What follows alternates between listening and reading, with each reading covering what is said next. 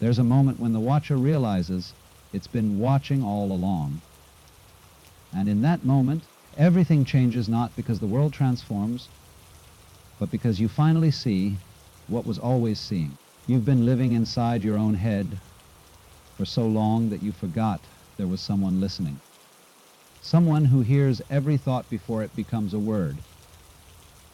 Someone who feels every feeling before you name it fear or love or longing. This isn't mysticism. This is the simplest thing in the world. And yet most of us will spend entire lifetimes never noticing it. We live as if consciousness is something we do, like breathing or thinking or deciding what to have for breakfast. But consciousness isn't an action. It's the space in which all actions occur. It's the silent witness that's been present since your first memory, unchanged, unshaken, watching the movie of your life unfold from a seat you never bought a ticket for. And the strangest part, you are that witness, not the character on screen, not the person whose name appears on documents and who carries around worries like stones in their pockets. You are the awareness beneath it all, the light that makes the shadows visible, the stillness behind every storm of emotion. But somewhere along the way, we became so captivated by the movie that we forgot we weren't in it. We began to believe we were the character, the anxious one, the ambitious one, the one who needs to prove something, fix something, become something. And so the great forgetting happened. You started thinking your thoughts defined you, that your past was a weight you had to carry, that your future was a problem you had to solve. You believed the voice in your head when it said, "You're not enough. You're too much. You're broken. You're behind." And because you believed it, you began to suffer in a very particular way, the way someone suffers when they've mistaken themselves for a prisoner, not realizing the door was never locked. The weight we carry, let me tell you what happens when you forget you are awareness. You become hostage to every passing thought. A worry enters your mind, and suddenly you're worrying about the worry. A memory surfaces, and you spend the next hour reliving something that no longer exists. Someone says something sharp, and you carry it around for days, replaying it, reacting to it, as if words could wound something as vast as what you truly are. You start to think happiness is a destination. That peace is something you'll find when you fix your life, your body, your bank account, your relationships. You begin to postpone your own aliveness, telling yourself, when this changes, then I'll be okay. When I achieve this, then I'll rest. But the finish line keeps moving, because the one doing the chasing doesn't realize it's already home. This is the great illusion of the self, the belief that you are the thinker, when in truth, you are the space in which thinking happens. You are not the weather. You are the sky. And the sky doesn't worry about clouds. The witness beneath the noise, sit quietly for a moment, not to meditate, not to empty your mind, just to notice. Notice that there are thoughts appearing. Thoughts about this script. Thoughts about your day. Thoughts about whether you're doing this right. They come and go like birds across a field. You didn't summon them. You didn't create them. They simply arose. And yet you are aware of them. That awareness, that's what I'm pointing to. Not the content of the thoughts, but the consciousness that registers them. The part of you that knows, without effort, that a thought has appeared. Now notice your breathing, in and out, rising and falling. You're not doing it. it's happening. And you're aware that it's happening. Notice the sounds around you, near or far, sudden or soft. You're not making them. They're arriving in your awareness moment by moment, like waves reaching shore. All of this is being witnessed, observed, registered, and the witness is not a thing. It's not a part of your body. It's not a thought. It has no age, no gender, no history. It doesn't improve or decline. It doesn't get anxious or proud. It simply is. And it's been here the whole time. Every moment of your childhood it was watching. Every heartbreak, every victory, every sleepless night it was present, unchanging, unwavering, the constant backdrop to the ever-shifting movie of your life. You've been so focused on the plot that you forgot about the screen. The shift that changes everything. When you finally become aware of awareness, something extraordinary happens. Not fireworks, not visions. Just a softening, a quiet release. You realize you are not your anxiety. You're the space that anxiety moves through. You're not your anger. You're the presence that feels it rise and fall. You're not even your joy, you're the awareness that knows joy when it arrives. And in that realization, a kind of freedom opens. Not freedom from life, but freedom within it. You stop trying to control every thought. You stop resenting every uncomfortable feeling. You stop needing life to be different before you can be at peace. Because peace is not the absence of noise. It's the recognition that you were never truly disturbed. The ocean doesn't panic when a wave rises. It knows it's still the ocean. You begin to see your personality, your preferences, your patterns, your stories as costumes you've been wearing. Beautiful, intricate, familiar. But just costumes. Underneath, there's something naked and nameless. Something that doesn't need validation or success or even understanding. It just is. And it's enough. This is the threshold. The doorway most people walk past their entire lives. Not because it's hidden, but because it's too close to see. Like trying to look at your own eyes without a mirror. But once you see it, you can never fully forget it again. Oh, you'll get lost in the movie. You'll become the character again. You'll worry and plan and react. But somewhere underneath, a quiet voice will remind you you're watching this. You're not trapped in it. And that reminder is the beginning of everything. The ego doesn't want you to know this. Every wall you've built to protect yourself is also a cage keeping you small. The self that isn't there. We spend so much time defending a self that doesn't actually exist. Think about it. When someone criticizes you, what is it that feels wounded? When you achieve something, what is it that feels proud? We call it me. But if you look closely, you'll never find it. You'll find thoughts, sensations, memories, opinions. But the me that claims ownership of all of it, the one who says my thoughts, my story, my life, that one is strangely absent when you actually look for it. It's like a mirage in the desert. From a distance, it looks solid, convincing, real. But the closer you get, the more it dissolves into thin air. And yet we organize our entire existence around this phantom. We create identities, build careers, curate images. We defend our positions, protect our reputations, nurse our wounds, all in service of a self that we can never quite locate. The Sufis have a teaching: die before you die, not physically but psychologically. Let the false self collapse. Let the image you've been maintaining crumble. And in that dissolution, discover what remains. What remains is awareness. Pure, simple, undefended. It doesn't need to be someone. It doesn't need to prove anything. It's already complete. The story you keep telling.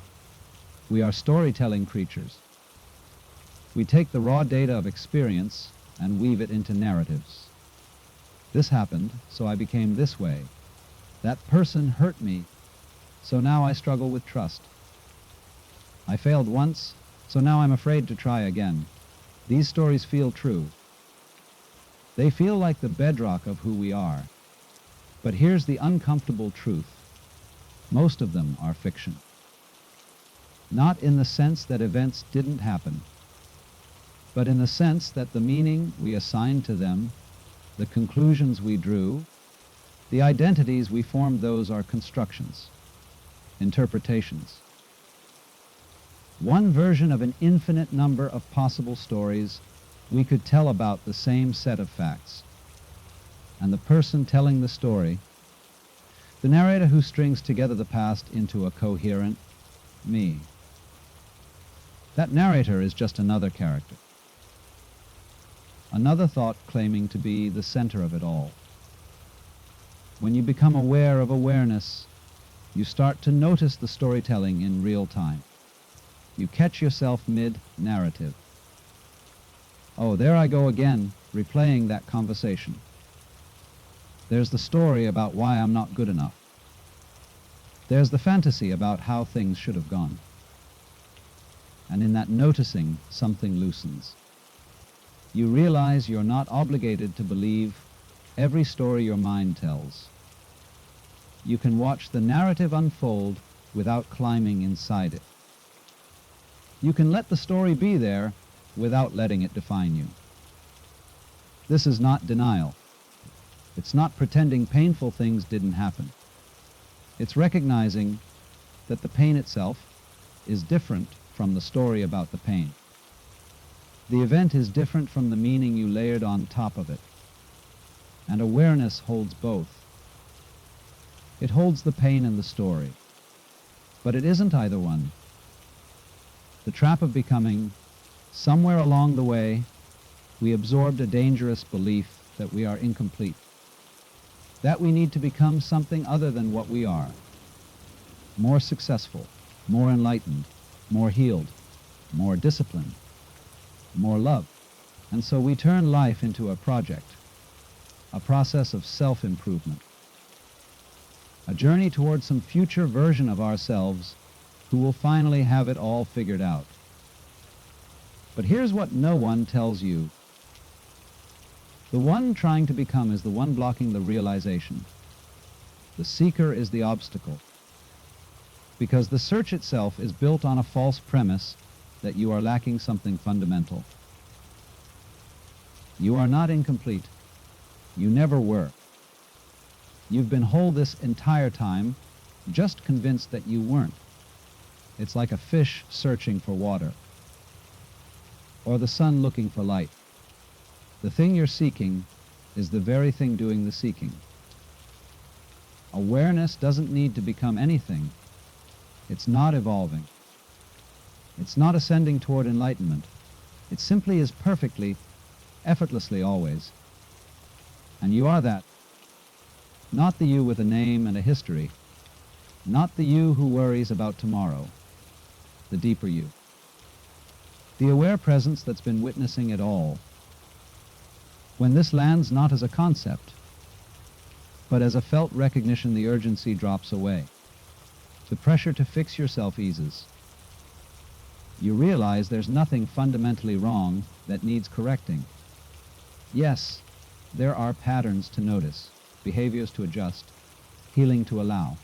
But underneath all of it, you're already okay. Already enough. Already home.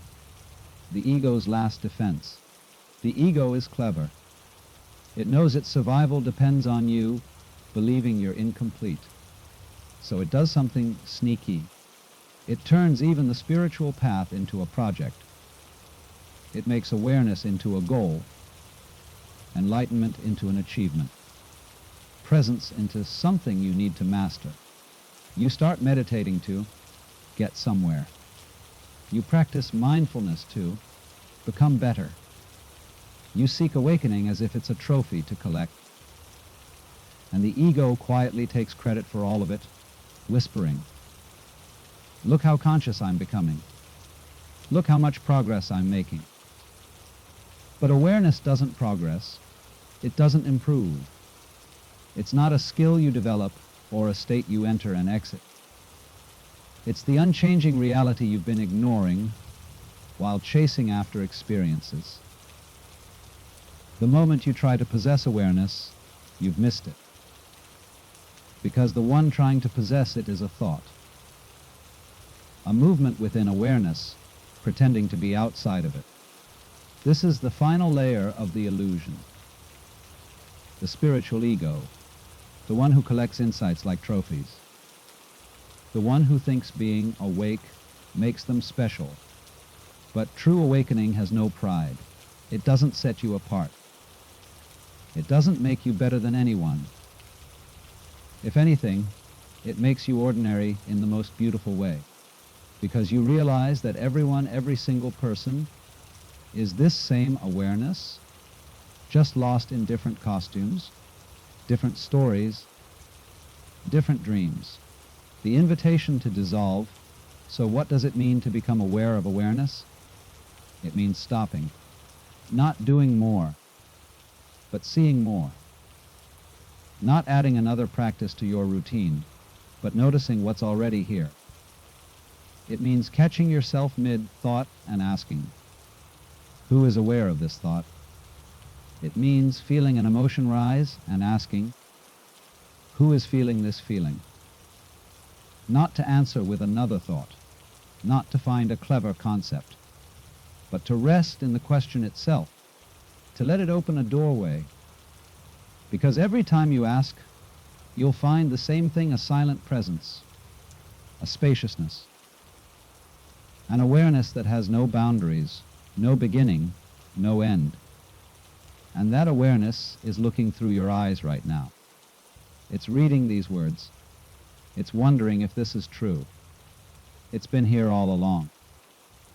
You've just been too busy being someone to notice that you're also the space in which that someone appears. And when you finally notice, when you really see it, the search ends. Not because you found something, but because you realized you were never lost. What if the peace you're searching for isn't somewhere in the future, but hidden in the texture of this very moment? The eternal now, time is a curious thing. We live as if the past is real and the future is coming. We carry yesterday like luggage and chase tomorrow like a promise. But if you look closely, you'll notice something startling: neither exists.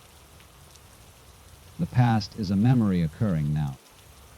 The future is a thought occurring now. Everything, every single thing you've ever experienced has only ever happened in this moment. Not this hour, not this day. This moment.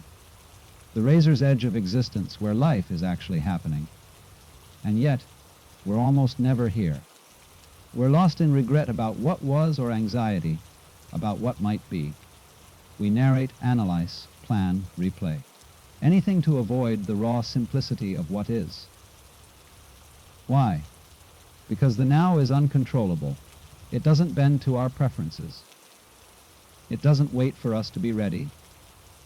It simply arrives exactly as it is and asks nothing of us except to be present with it. And that terrifies the ego, because the ego survives on time, on the belief that there's something wrong right now, and I need to fix it. It needs a past to justify itself and a future to strive toward. Without time, the ego has no ground to stand on. But awareness doesn't live in time. It lives in the eternal now. It's the still point at the center of everything, not moving forward or backward, not aging or changing. Just here, witnessing, being. When you become aware of awareness, you step outside of psychological time. You're still living in the world of clocks and calendars, of appointments and deadlines. But inside there's a spaciousness, a recognition that this moment is all there ever is. And in that recognition, something extraordinary happens. You stop postponing your peace. The texture of presence. Most of us have forgotten how to be present. We've trained ourselves to think about life rather than experience it. We conceptualize, label, interpret. We turn direct experience into thoughts about experience. You're not tasting your coffee. You're thinking about how it tastes. You're not feeling the sun on your skin. You're judging whether it's too hot or too cold. You're not listening to someone speak. You're rehearsing your response. Life becomes secondhand, filtered through the mind's constant commentary. But underneath that commentary, there's a different way of being. A direct, unmediated experience of reality. The Zen masters call it suchness, the simple isness of things before we label them. The warmth of your hands, the weight of your body in the chair, the sound of breath moving in and out. These aren't profound. They're ordinary. But in their ordinariness lies something sacred, the immediacy of existence. When you become aware of awareness, you start to notice the richness of the present moment. Not because the moment changes, but because you're finally here to receive it. You notice the way light falls across a wall, the specific tone of someone's laughter, the feeling of aliveness humming beneath your skin. These things were always here. You just weren't present enough to notice. This is what the mystics have been pointing to for centuries. Not some transcendent state beyond ordinary life, but the depth available in ordinary life when you stop rushing past it. The peace that needs nothing. We've been taught to think of peace as a feeling. Something pleasant, calm, serene. And when that feeling isn't there, we assume we don't have peace. But the peace I'm speaking of is different. It's not a state that comes and goes. It's not dependent on circumstances or mood. It's the inherent silence underneath all states. It's the awareness that remains whether you're anxious or calm, whether you're happy or sad, whether life is flowing smoothly or falling apart. This peace doesn't need things to be a certain way. It doesn't require you to solve all your problems first. It doesn't ask you to be more spiritual, more disciplined, more anything. It's already here. It's been here all along. You've just been looking past it, thinking peace was something you had to earn. Think of it like the ocean floor. At the surface, there are waves sometimes gentle, sometimes violent. The weather changes. Storms come and go. But deep below, there's a stillness that's never disturbed. The waves don't reach it. The weather doesn't touch it. You are that depth. The surface of your life will always have weather. Emotions will rise and fall. Challenges will come. Things will change. But the awareness witnessing it all remains untouched, unshaken, at peace, not because nothing is happening, but because it's not identified with what's happening. This is the great secret. You don't need to fix your life to find peace. You need to recognize the peace that's already present, regardless of what your life looks like. The paradox of effort. Here's where it gets tricky. You can't effort your way into awareness. You can't force yourself to be present, because the one trying to achieve it is the very thing standing in the way. It's like trying to see your own face without a mirror. The looker can't become the looked at. The eye can't see itself. And yet, there's a place for practice, for meditation, for inquiry. for all the tools that help quiet the noise. Not because they create awareness, but because they remove the distractions that obscure it. Think of it like polishing a mirror. The reflection was always there, but dust and grime clouded it. The polishing doesn't create the reflection. It just reveals what was hidden. So you practice. Not to become aware, but to recognize the awareness you already are. You sit quietly. You notice thoughts without following them. You feel sensations without resisting them. You watch the mind do its dance without joining in. And slowly, the grip loosens. The identification weakens. The space between you and your thoughts widens, and in that space, awareness reveals itself. Not as something new, but as something ancient. Something that's been patiently waiting for you to remember. The simplicity of seeing, in the end, becoming aware of awareness is the simplest thing in the world. It's not complex. It's not esoteric. You don't need special knowledge or years of training. You just need to stop and notice. Notice that you're noticing. Notice that there's an awareness present right now, reading these words. Notice that thoughts are appearing in that awareness. Feelings are arising in it. Sensations are moving through it. And notice that the awareness itself isn't moving. It's not coming or going. It's not growing or shrinking. It's just here, unchanging, eternal, vast. You are that.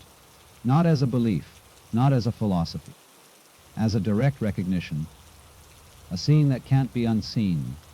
And once you see it, everything shifts. Not because the world changes, but because you realize you were never separate from it. You were never the small, isolated self you thought you were. You're the space in which everything appears, the light in which all shadows dance, the silence in which every sound arises. Your awareness itself, awake to your own presence. Finally home after a long journey that never actually took you anywhere. You don't transcend the world when you wake up. You finally arrive in it. Coming back to earth. There's a misconception about spiritual awakening. People think it means floating above life, detached and serene, untouched by the messiness of being human. But that's not awakening. That's avoidance. True awareness doesn't take you out of life. It brings you fully into it. It doesn't make you indifferent. It makes you intimate. You don't stop caring. You start caring from a different place, not from need, but from love. When you become aware of awareness, the world doesn't lose its color. It becomes more vivid. Food tastes richer. Music moves through you more deeply. Conversations matter more, not less. Because you're finally here, not thinking about being here, not trying to be here. Just here, present, awake. And in that presence, you realize something profound. The sacred isn't separate from the ordinary. It's hidden inside it. The divine isn't up there in some distant heaven. It's here in the texture of everyday life, waiting to be noticed. The warmth of a hand, the sound of rain, the weight of grief, the lightness of laughter. All of it is awareness experiencing itself. All of it is consciousness taking shape. You are not separate from this world. You are the world, waking up to itself. The practice of forgetting and remembering. Here's what no one tells you. You're going to forget. You'll have moments of clarity where everything makes sense.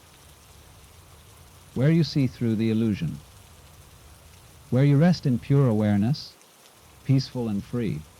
And then you'll get cut off in traffic, or receive a harsh email, or wake up anxious at 3 a.m. And suddenly you're back in the dream, back in the story. back to believing you're the character again. This is not failure.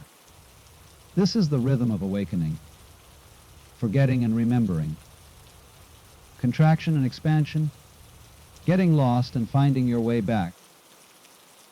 The difference is, now you have a reference point. You know what it feels like to be aware. You know what it's like to rest in the space behind your thoughts. And so, when you get lost, you can find your way home more quickly. You can pause mid-worry and ask, who is aware of this worry? You can feel anger rising and ask, who is feeling this? Not to push it away, not to transcend it, but to remember what you are, to remember that you're the sky, not the weather. This becomes the practice. Not sitting on a cushion for hours, not achieving some permanent state of enlightenment, but catching yourself in the midst of life and remembering. Again and again, 1,000 times a day if needed. Remembering that you're not your thoughts. You're aware of them. You're not your emotions. You're feeling them. You're not your story. You're witnessing it. And in that remembering, freedom touches you. Not forever, just for a moment. But a moment is enough, because in that moment, you're home. The relationships that transform, when you shift from ego to awareness, your relationships change. Not because you try to change them, but because you're no longer showing up from the same place. You stop needing people to complete you. You stop resenting them for not meeting expectations they never agreed to. You stop trying to fix them, save them, or convince them to see things your way. Instead, you meet them as awareness meeting awareness. You see past their personality to the presence underneath. You recognize that the person in front of you is consciousness wearing a different costume. The same awareness that looks through your eyes is looking through theirs. This doesn't mean you become passive. It doesn't mean you tolerate harm or abandon boundaries. But there's a softness, a spaciousness. You can be honest without being cruel. You can disagree without making someone wrong. You can love without clinging. Because you're not looking to them to give you what only awareness can provide. You're already whole, already complete. And from that wholeness, you can give freely, not from depletion, but from overflow. People feel this. They sense when someone is present with them, truly present, without agenda or judgment. And in that presence, something in them relaxes too.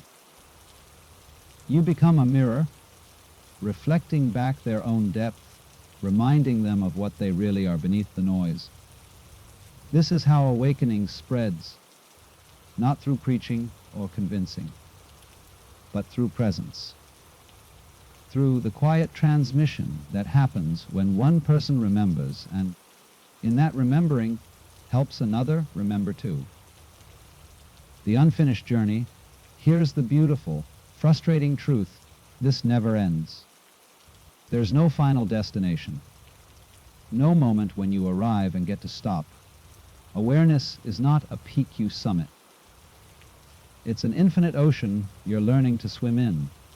There will always be deeper layers, new illusions to see through, fresh edges where the ego reasserts itself in subtler ways, old wounds that need gentler tending, parts of yourself you haven't yet welcomed home, and that's okay. In fact, it's perfect, because the point isn't to be done. The point is to be awake inside the process, to live with curiosity instead of certainty, to stay soft in a world that's constantly trying to harden you. Some days, awareness will be obvious. You'll feel spacious, clear, at peace. Other days, you'll be tangled in thought, lost in reactivity, convinced you've lost it all. But even on those days, Awareness is here. It's always here. You can't actually lose it. You can only forget to notice it. So the invitation is simple notice. Keep noticing. Make a practice of returning to the witness, of asking the question that has no answer, but opens everything. Who is aware right now? Let that question become a thread you follow home, not once, but over and over, through every moment of confusion and clarity, through every joy and sorrow, through the boring and the beautiful. Because this is it. This is the whole game. Not becoming someone enlightened, not achieving some permanent high state, but really seeing what you are, and living from that seeing as best you can, with as much kindness and courage as you can muster. The final letting go, and perhaps the deepest realization of all, is this: even the one who wants to be aware, even the one who's seeking awakening, that one is also just a thought, a movement within awareness. The real you isn't trying to wake up. It's already awake. It's been awake the whole time, watching the character called me chase enlightenment like a dog chasing its tail. So the ultimate freedom is to let go of even the spiritual search, to stop trying to be aware and simply rest as the awareness you already are. This doesn't mean you stop growing or learning. It means you stop seeking yourself. You stop postponing your peace until you get it. You recognize that there's nothing to get, nowhere to arrive, no one to become. You're already it. You've always been it. And the cosmic joke is that you needed to forget in order to remember. You needed to get lost in order to find yourself.